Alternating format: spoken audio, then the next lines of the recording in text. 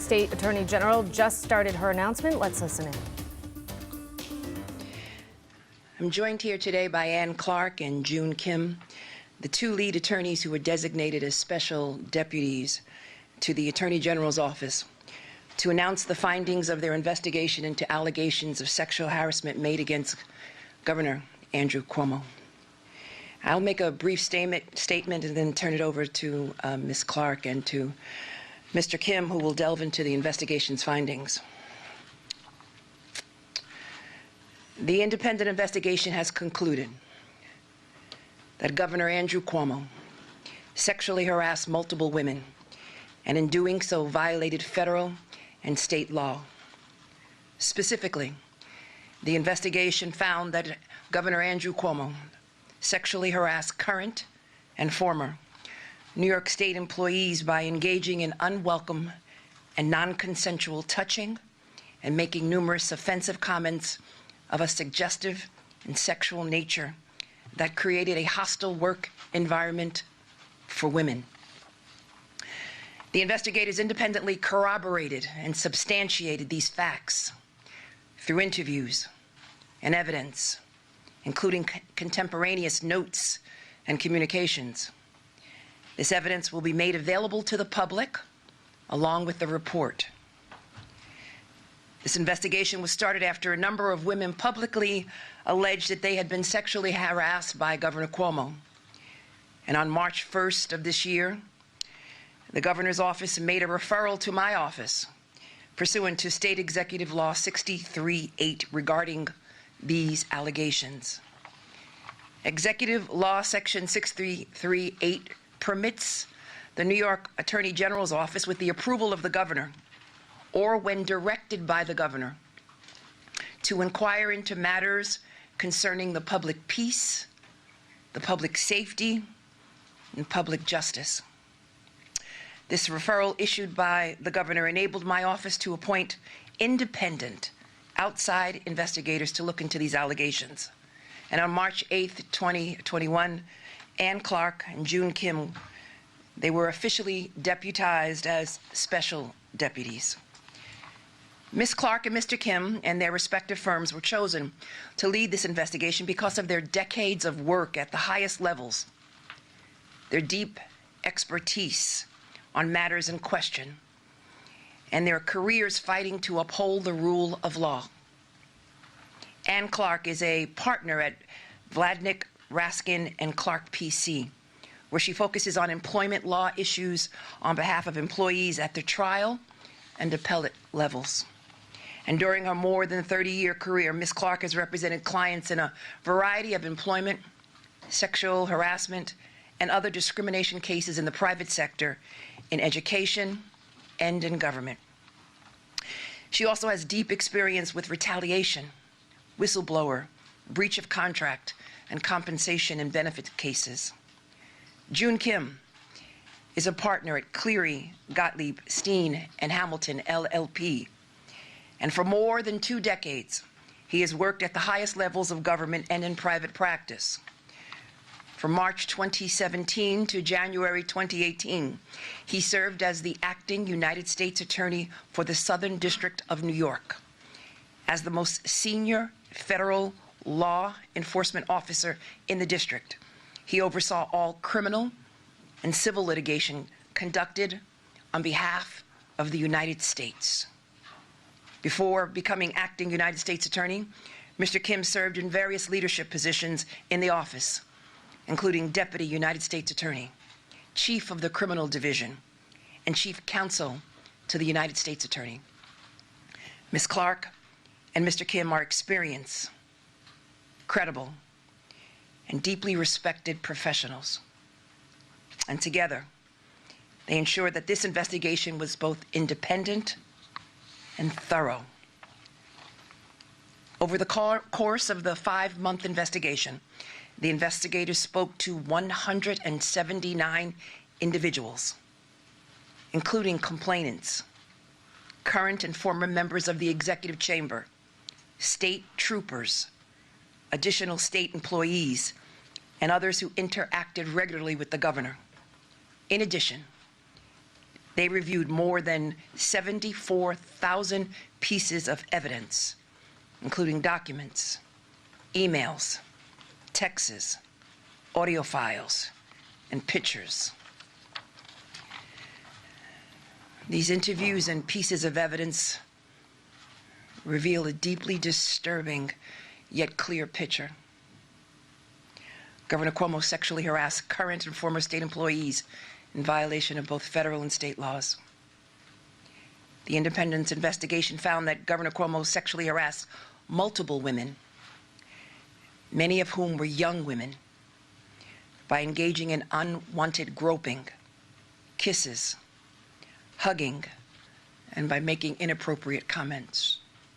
Further, the governor and his senior team took actions to retaliate against at least one former employee for coming forward with her story, her truth. And Governor Cuomo's administration fostered a toxic workplace that enabled harassment and created a hostile work environment where staffers did not feel comfortable coming forward with complaints about sexual harassment due to a climate of fear and given the power dynamics. The investigators found that Governor Cuomo's actions and those of the executive chamber violated multiple state and federal laws, as well as the executive chamber's own written policies. This investigation has revealed conduct that corrodes the very fabric and character of our state government and shines light on injustice that can be present at the highest levels of government. But none of this would have been illuminated if not for the heroic women who came forward. And I am inspired by all the brave women who came forward. But more importantly, I believe them. And I thank them for their bravery. And I thank the independent investigators for their professionalism, despite the attacks, and for their dogged determination that brought us to the truth. And now we will hear from June Kim and Ann Clark, who will walk us through the report and their findings.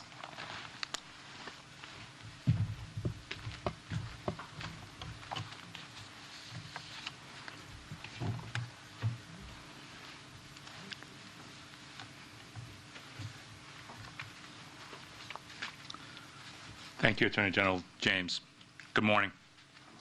My name is June Kim, and along with my colleague, Ann Clark, we have led teams at our two law firms in conducting the investigation into allegations of sexual harassment by Governor Cuomo.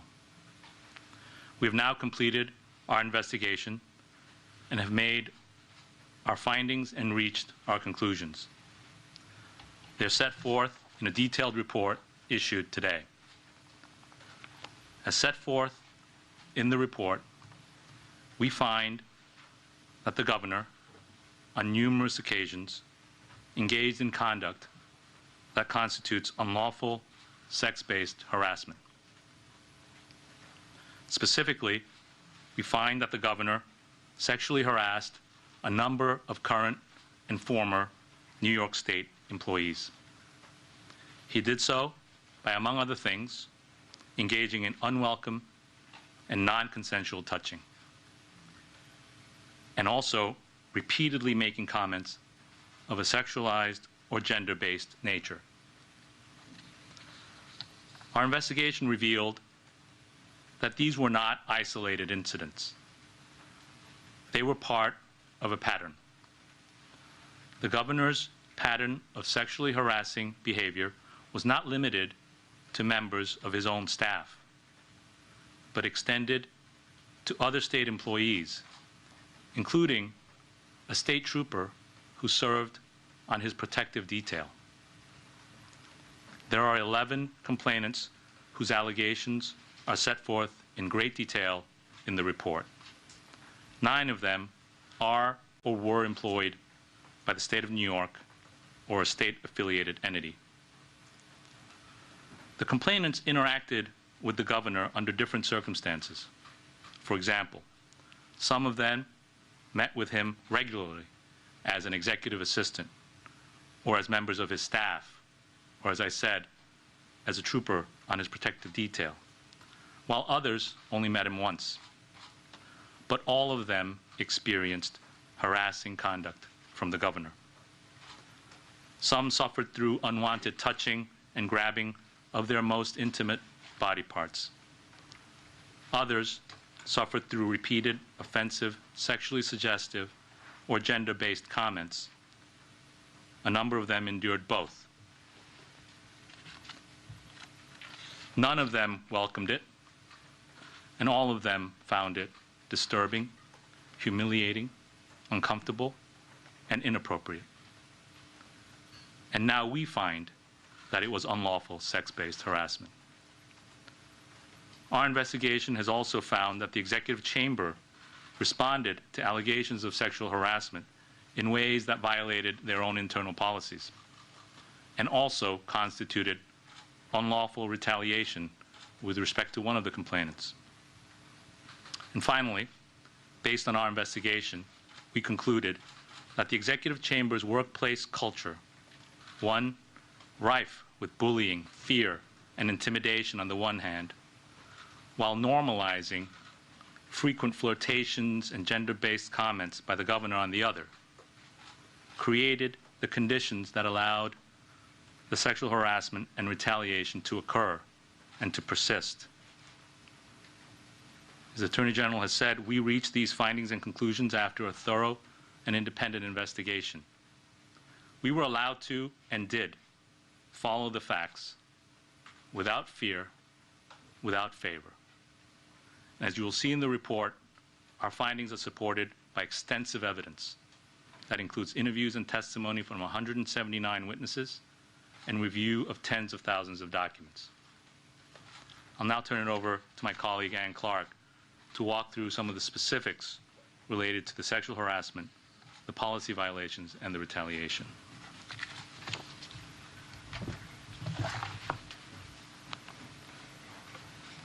We find that the governor on many occasions engaged in sex-based harassing conduct and conversations. The most serious was the governor's unwelcome physical contact with women, including touching intimate body parts. He engaged in this conduct with state employees, including those who didn't work in the executive chamber, as well as non-employees. One current employee, who we identify as Executive Assistant Number 1, endured repeated physical violations. On November 16, 2020, in the Executive Mansion, the governor hugged Executive Assistant Number 1 and reached under her blouse to grab her breast. This was the culmination of a pattern of inappropriate sexual conduct, including numerous close and intimate hugs, where the governor held her so closely that her breasts were pressed against his body, and he sometimes ran his hands up and down her back while he did so. There were also several occasions on which the governor grabbed her butt. Executive Assistant Number 1 had vowed that she was going to take these violations, as she put it, to the grave. She was terrified that if she spoke out, she would lose her job. But she broke down in front of colleagues when she heard the governor on March 3, 2021, in his press conference claim that he had never touched anyone inappropriately. She then confided in her coworkers who saw her break down as to what had happened, and they were the ones that reported the conduct to attorneys in the executive chamber. The governor also several times inappropriately touched a state trooper assigned to the unit to protect the governor. In an elevator, while standing behind the trooper, he ran his finger from her neck down her spine and said, "Hey, you." Another time, she was standing holding the door open for the governor. As he passed, he took his open hand and ran it across her stomach from her belly button to the hip where she keeps her gun. She told us that she felt completely violated to have the governor touch her, as she put it, between her chest and her privates. The governor also inappropriately touched women who were attending work-related events at which the governor made remarks. At one event in September 2019, while having his picture taken with an employee of a state entity, the governor grabbed this young woman's butt. At another event in May of 2017, the governor pressed and ran his fingers across the chest of a woman while reading the name of her company, whose logo was on her chest. The governor also engaged in a widespread pattern of subjecting women to unwanted hugs and kisses and touching them in ways that made them uncomfortable. Conduct that is not just old-fashioned, affectionate behavior, as he and some of his staff members would have it, but unlawful sex-based harassment. In addition to the physical conduct, our investigation found that the governor regularly made comments to staff members and state employees that were offensive and gender-based. For example, the governor crossed the line many times when speaking with Charlotte Bennett, a briefer and executive assistant, particularly in spring of 2020. When she confided in the governor that she had been sexually assaulted in college, he asked her for the details of her assault. When talking about potential girlfriends, he said he thought he could date women as young as 22, knowing that Miss Bennett was 25 at the time. He asked her whether she had ever been with older men. He told her that he was lonely and wanted to be touched. He asked her if she was monogamous and what she thought about monogamy. He speculated on how her history as a sexual assault survivor might affect her romantic life. He told her that she looked like Daisy Duke. He suggested that she get a tattoo she was contemplating on her butt and asked her if she had any piercings anywhere other than her ears. Miss Bennett texted to a friend on the day where many of these comments were made that she was upset and confused and that she was shaking. Another example is the governor's comments to the state trooper, the same trooper he touched on the stomach and back. After the governor had become single, he asked the trooper how old she was. When she responded that she was in her late 20s, he said, "That's too old for him." He then asked her how much of an age difference he thought he could have between him and a girlfriend and have the public still accept it. She suggested it might be a good idea to stick with women at least as old as your daughters. She then tried to deflect the conversation by asking the governor what he was looking for in a girlfriend. He responded that he was looking for somebody who could handle pain. Another time, when the governor found out that the trooper was engaged, he asked her why she'd want to get married because, among other things, your sex drive goes down. As detailed in the report, employees recounted a pattern of similarly offensive comments and conversations, such as the governor repeatedly asking Executive Assistant Number 1 whether she would cheat on her husband, saying to her, "If you were single, the things I would do to you," telling her that she looked great for her age, which was early 30s, and for a mother, calling her and coworker Alyssa McGrath mingle mamas, comparing Lindsay Boylan to a more attractive version of one of his ex-girlfriends and to actresses. Women also described to us having the governor seek them out, stare intently at them, look them up and down, or gaze at their chest or butt. In sum, the governor routinely interacted with women in ways that focused on their gender, sometimes in explicitly sexualized manner, in ways that women found deeply humiliating and offensive. Both federal and state law prohibit gender-based harassment in the workplace. In fact, the governor himself, in August of 2019, passed a law that eliminated in New York State the requirement that harassing conduct needed to be severe or pervasive. In New York, a woman need only show that she was treated less well, at least in part, because of her gender. The governor's conduct, detailed in the report, clearly meets and far exceeds this standard.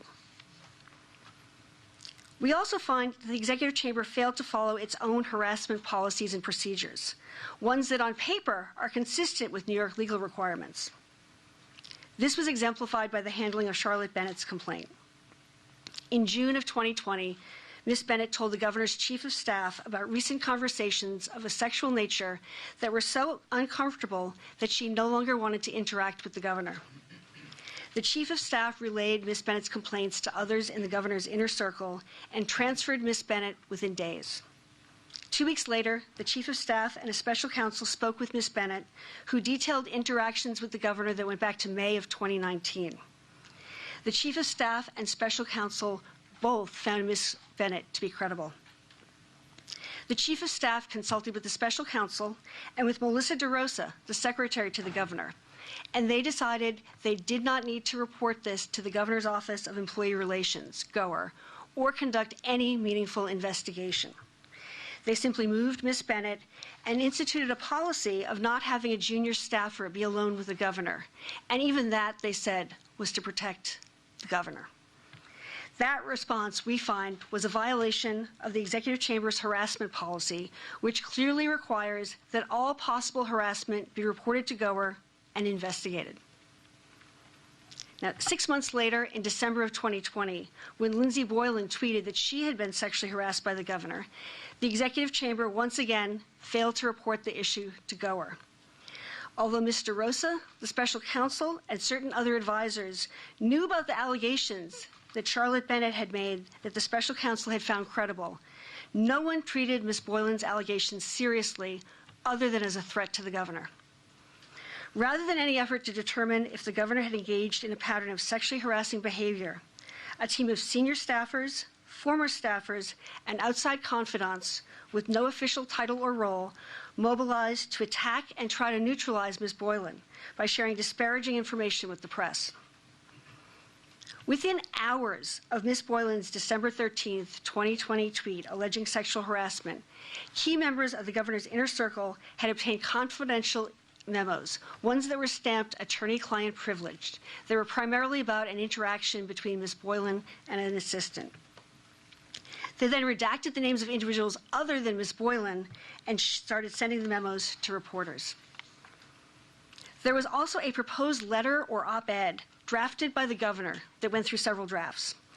The letter attacked Ms. Boylan for alleged conduct at work, for alleged conduct with men other than the governor, as well as postulating various political conspiracies, including that Ms. Boylan was funded by far-right Republicans and supporters of Donald Trump. Although the letter was never published, it was sent or read to a variety of people outside the executive chamber, either to get their advice or ask them to sign their names to it, and shared ultimately with at least one member of the press. The governor was arguing for the release of that letter. He was finally convinced to abandon it by a number of people who thought the letter was a bad idea, in part because what was in the letter couldn't be substantiated and because they thought that victim shaming would be bad as a strategy. Both federal and state law prohibit an employer from taking any action that would dissuade a reasonable employee or former employee from making or supporting a charge of discrimination. Under that standard, the confidential release of internal records to the press and the dissemination of the letter disparaging Ms. Boylan constituted unlawful retaliation. I will now turn it back to Mr. Kim to say a few words about our findings with respect to the workplace culture within the executive chamber. Thank you, Ms. Clark.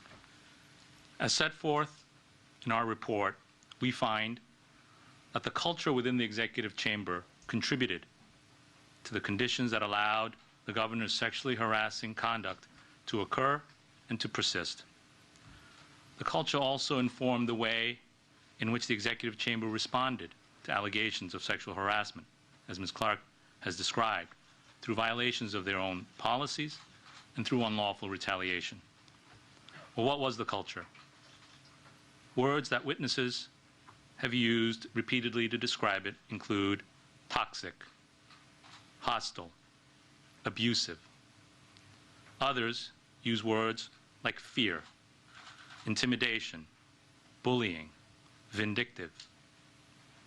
As one senior staffer stated bluntly, as the sexual harassment allegations became public in March of this year in text exchanges with another in the administration, I quote, "Hopefully, when this is all done, people will realize the culture, even outside of the sexual harassment stuff, is not something you can get away with. You can't berate and terrify people 24/7, close quote. It was a culture where you could not say no to the governor. And if you upset him or his senior staff, you would be written off, cast aside, or worse. But at the same time, the witnesses described a culture that normalized and overlooked everyday flirtations, physical intimacy, and inappropriate comments by the governor. One senior staffer testified that at a work event, she sat on the governor's lap. Another staffer said she recalled kissing the governor on the lips. The governor testified that those things may have happened with senior staffers. One complainant described her interactions with the governor by saying they were, quote, strange and uncomfortable. But it was like the Twilight Zone. The typical rules did not apply. You should just view it as a compliment if the governor finds you aesthetically pleasing enough, close quote. The coexistence in the executive chamber's culture of fear and flirtation, intimidation and intimacy, abuse and affection, created a work environment ripe for harassment. As another complainant testified, and I quote, "What makes it so hard to describe every single inappropriate incident is the culture of the place. On the one hand, he makes all this inappropriate and creepy behavior normal and like you should not complain.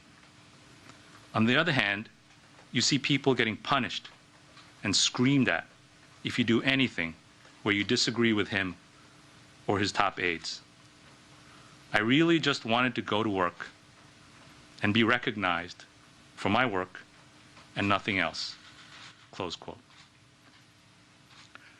Charlotte Bennett, the complainant Ms. Clark mentioned, who was transferred after she reported inappropriate comments by the governor to senior staff, summarized her experience in a text message as follows, quote, "The verbal abuse, intimidation, and living in constant fear were all horribly toxic, dehumanizing, and traumatizing. And then he came on to me. I was scared to imagine what would happen if I rejected him. So I disappeared instead. My time in public service ended because he was bored and lonely. It still breaks my heart." That's a quote from a text that Ms. Bennett wrote. This culture made it all the more difficult, if not impossible, for complainants to report the harassment from which they were suffering, particularly when the harasser was the governor of the state of New York. But one by one courageous woman after another stepped forward. They stepped forward to say, enough is enough. They came forward in our investigation to tell us about their experiences, the harassment they suffered at the hands of the governor. In our report, we've used their words. And their words, so long silenced, speak loudly for themselves. These brave women stepped forward to speak truth to power. And in doing so, they expressed faith in the belief that although the governor may be powerful, the truth is even more so. This is what lies at the heart of our investigation and the findings in our report.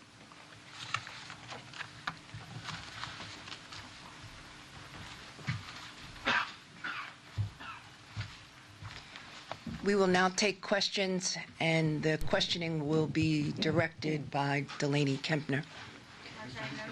Hold on. Please say your name and your outlet. Marcia Kramer from CBS. I wondered if you could tell me if the governor will be facing any, I know this is a civil investigation, but were you making any referrals to prosecutors so that he could face either state or federal charges? Our work is concluded, and the document is now public. And the matter is civil in nature and is not, does not have any criminal consequences. It is my understanding. I will state that it's our understanding that for the young woman whose breast was groped, that the Albany Police Department already has a report about that. As for anything else, as the Attorney General stated, all the information is fully documented in the report, and any prosecutors or police departments can look at the evidence and determine if they want to take further action. Josefa? Hi, Josefa Velasquez, the city. Now that this report is concluded, will your office be sharing it with the Assembly's committee that is investigating whether or not these are impeachable offenses, and if so, what's the coordination between the office and the Assembly? There is no coordination between the Office of Attorney General and the Assembly. The document is now public and will be distributed to members of the Assembly as well as the leadership. Ms. James, can the governor Can you introduce yourself? Oh, Bernadette Hogan from the New York Post. Can the governor be sued in any way? Is there a statute of limitations, or are there any penalties specifically tied to this report? I know Ms. Clark can. Sure. There's no penalty specifically tied to this report. The women can decide, some of the women can decide themselves if they want to bring a civil action. The statute of limitations is generally 3 years under one federal statute and the state law, and a little bit shorter under another federal statute, although for hostile work environments, as long as one act occurs within the statute of limitations, one can go back to cover the entire hostile work environment. And in regards to the violation against the executive chamber's own policy, what kind of violations could be? I can't think of a specific law that would violate, but that certainly is taken into account in determining liability for sexual harassment. Data is Channel 7. Ms. James, can I ask you, do you think the governor, given the devastating nature of this report, and I get what you're saying about it's up to local prosecutors if they want to move forward on this, but do you think that this would all be wrapped up well if you would resign, leave? That decision ultimately is up to the governor of the state of New York. The report speaks for itself. And right now I think we should all be focused on the courageous and bravery of the women who came forward. And all of us should be focused on keeping women safe, believing women, and allowing women to speak their truth. And that's exactly what this document does. Andrew Siff from WNBC. You mentioned in your opening remarks today defending the credentials of your investigators today. Were you personally bothered by the governor's own remarks in the past week or so that you could just Google their backgrounds and draw your own conclusion that this is a politically motivated investigation? There were attempts to undermine and to politicize this investigation. And there were attacks on me as well as members of the team, which I find offensive. And our focus, again, should be on the bravery and the courage of these 11 women and of the others who came forward. These allegations were substantiated. They were corroborated. And the team before you, Ms. Clark and Mr. Kim, are professionals who are widely respected, not only in New York, but all across this nation. And I support their work, will defend their work, and I believe these women. Zach? Zach Fink from New York One. You mentioned that it corroborated a lot of what the witness testimony was who you spoke with during the investigation. When you interviewed Governor Cuomo, did he admit to or deny the majority of what was said here? There was a combination. There are some incidents that he admitted to but had a different interpretation of, and there were other things that he denied or said he didn't recall.